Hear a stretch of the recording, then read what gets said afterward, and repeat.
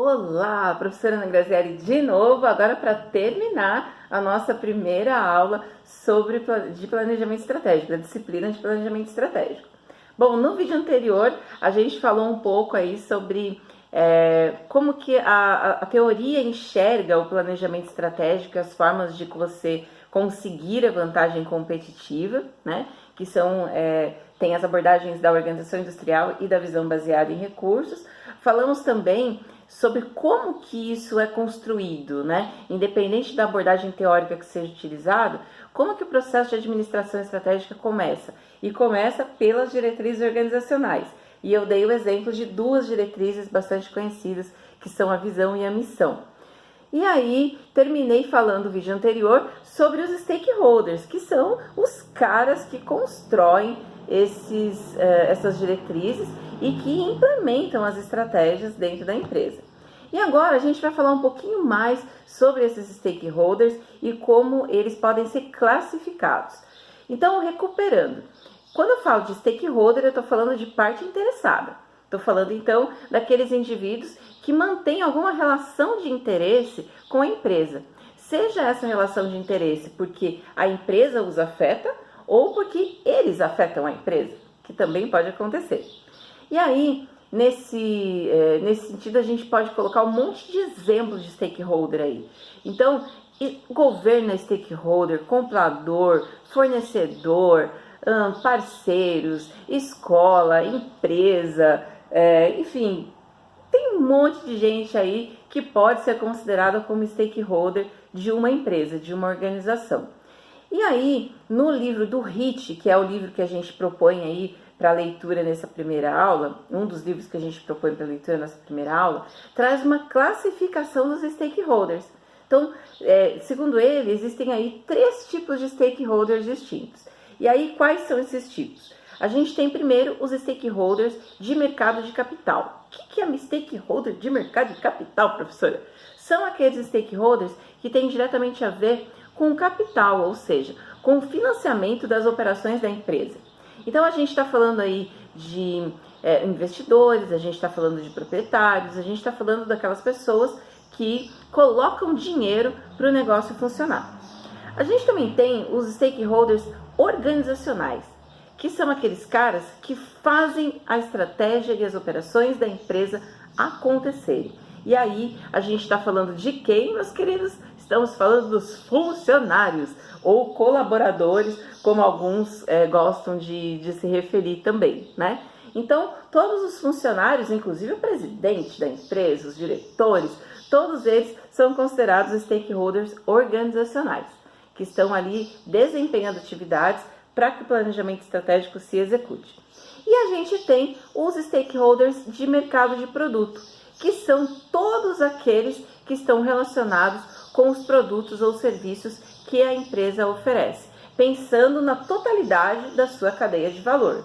Então, a gente tem aí cliente, comprador, né? Fornecedor, a gente tem o governo que pode emitir ou emanar regulações ou interferir de repente de alguma forma nas operações da empresa.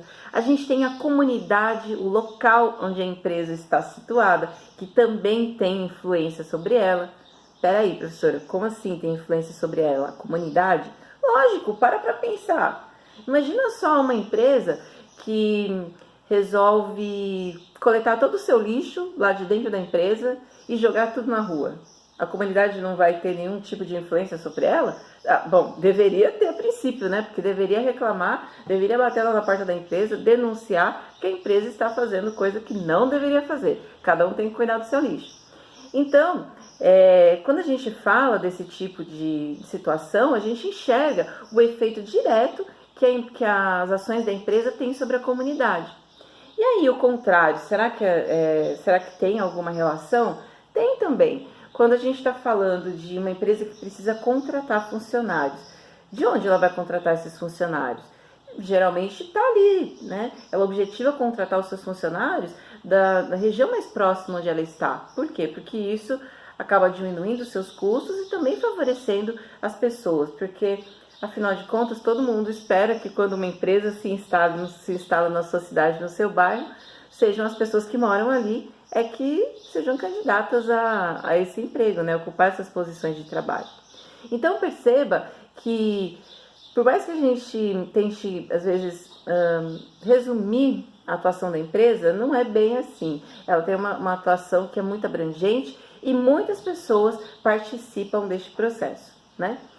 E aí, quanto melhor for a relação da empresa com os seus stakeholders, ou seja, com todas as suas partes interessadas, quanto melhor isso ocorrer, mais facilidade ela também tem para levar o seu planejamento estratégico adiante, para fazer o seu planejamento estratégico se concretizar.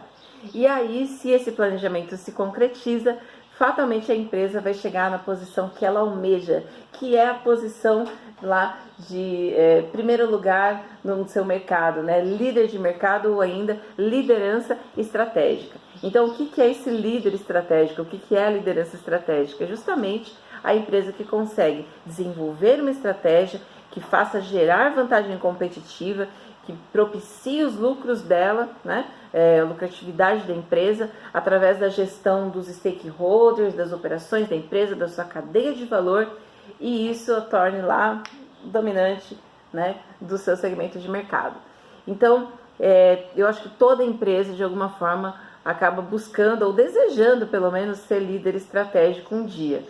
E, lógico que tem uma discussão sobre isso, tá? Que é uma discussão aí que tem na teoria, mas tem na prática, principalmente, que é a discussão entre líderes e seguidores. Então, qual é a vantagem de eu sair na frente, de eu startar um processo, de eu começar um processo, e qual que é a vantagem de eu esperar, deixar o outro fazer lá na frente, para ver o que vai dar e depois eu começar a correr atrás. Então, ambos os lados têm vantagens e desvantagens, tá certo? E é uma discussão também que a gente pode tecer aí ao longo da nossa disciplina. Bom, era mais ou menos isso em termos de conceitos iniciais, como eu falei, né? Então, se a gente conseguiu aprender dessa história toda, dessa falação toda da professora, o que é planejamento estratégico, né? Qual a sua origem? O que é vantagem competitiva? Qual é o objetivo da estratégia? Quais são as visões teóricas pelas quais a vantagem competitiva se desenvolve? O que é o processo de administração estratégica? Quais são as suas etapas? A primeira, sendo que essa primeira etapa são as diretrizes organizacionais. O que são essas diretrizes?